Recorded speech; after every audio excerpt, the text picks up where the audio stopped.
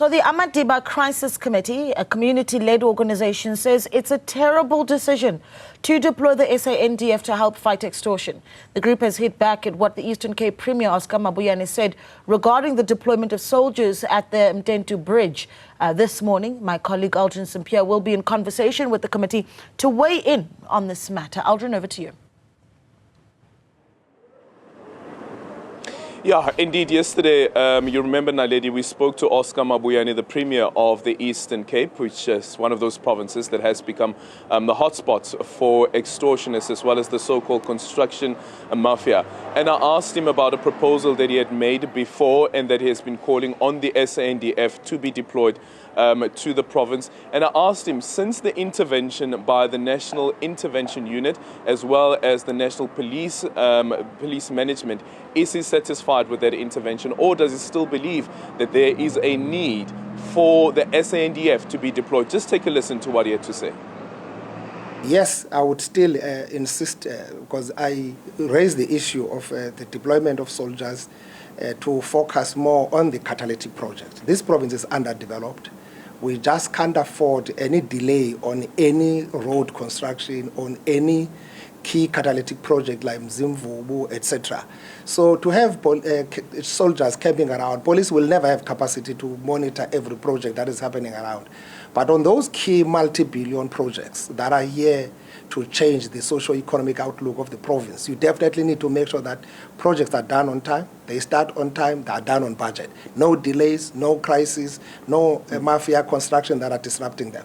So soldiers, as they are doing along borders, they can still do that, just along those sites, just to protect the fiscus. That's a point that I was making.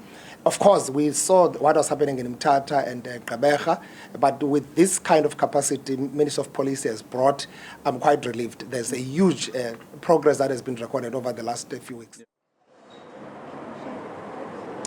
And Nonhle Mbuthuma is the spokesperson for the Amadiba Crisis Committee, joining us this morning. Nonhle, very good morning to you. Thank you so much for making time for us this morning. You heard what the Premier has to say.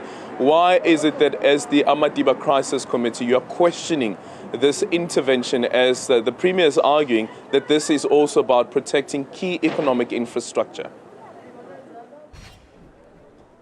Good morning to you and also to the listeners. Adrian, you know, this putting the soldiers to the mega project, it worries us a lot because this has been cooked for quite a long time.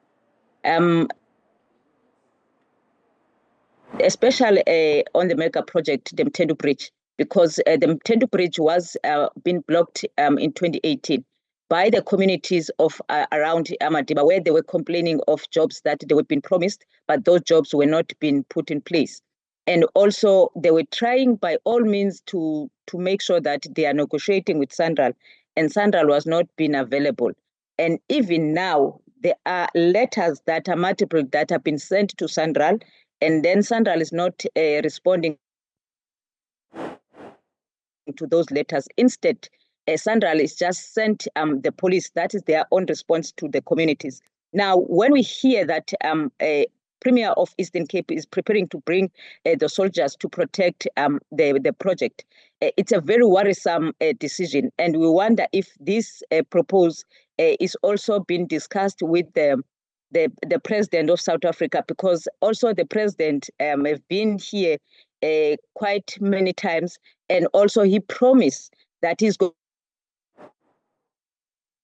to speak with the people, because people are having concern about the project, but those concerns are not being taken serious by the project implementer, which is SANDF. Now, when they're going to bring the soldiers, it means that the purpose is to shut down the voices of the community, to make sure that the community have no voice and they are not participating in the project. Because when you bring the soldiers, it's very clear to us that you are protecting the project, that it's only the big people that they will be involved, but not the community. That is why I don't know why Premier that you issued. One of the points that you raised was the issue around looking, for instance, what you're saying is that the government, what government is essentially doing, you say that they've now packaged it as part of a campaign against extortion money and black business forums. So are you arguing that what these community members are demanding is not part of extortion? They have legitimate claims around what they're putting forward? Our communities have no demanding of protection fee from SANDF. Nothing. Instead, they are demanding the reasonable reason where we said that we don't being part of the project, and also where we just discussing with SANDF to say that the route where it's being built, there are concerns that we need to negotiate with SANDF. No protection fee. That is why we wonder why this reason it must be the important to bring soldiers, because we've been told it's an old story here on this mega project. It's not something new, where they were telling us that if we are not towing the line right now, we'll tow the line where the soldiers are here, telling us to push, to go out. It's better as to negotiate and to listen right now. That is why we're surprised when the Premier says that he's going to bring the soldiers. We're just thinking it's just an intimidation, because if there is a demanding of a protection fee, why SANDF is not opening a case? Because that's a crime, which is the police responsibility to deal with that, not the soldiers. Yeah. When Avenge was appointed to start off the construction, they eventually pulled out of the construction, and they were saying that, one, they were doing it because of the ongoing violent protests that were happening, and also the so-called construction mafia in the area. What's your recollection around why Avenge pulled out of the project, and eventually a new construction company from China was awarded the contract? 2018, we repeat this.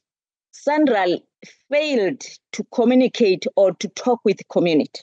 Instead of SANDF manage to communicate with community when they are having concerns, SANDF always send the police. Police are not here to negotiate with people, but police are here to arrest people.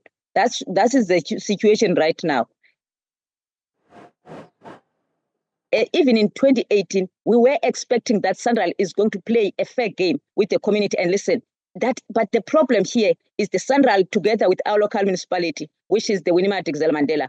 It's either SANDF says that I cannot speak with communities without SANDF, and then municipality, when we go to municipality also says that we cannot speak without SANDF. You know, they are making us a ball, and then when they're making the community a ball, the other is passing to the other, and the other is passing to the other. And then communities go on the street to say that we need to be listened, we need to be heard. And then SANDF close the doors for negotiating, because what the community of Amadiba is to negotiate the work together with SANDF, where SANDF is failed to do so. It's not about that the communities of Amadiba are demanding a protection fee, but they want to be part of the project. Now, instead, they just take a decision of that the project in 2018 must be closed because they can't negotiate with people. Now, they have a new contractor, which is the Chinese. Now, again, it means that the 2018 incident is going to be repeated because SANDF is not willing to talk to the people. Okay, thank you so much for your time. That is Nonhle Mbuthuma, who is the spokesperson for the Amadiba Crisis Committee, which again, Naledi, brings a different nuance to this conversation, and also determining what is extortion and what is not extortion. However, though, the concerns around extortion in the country are real.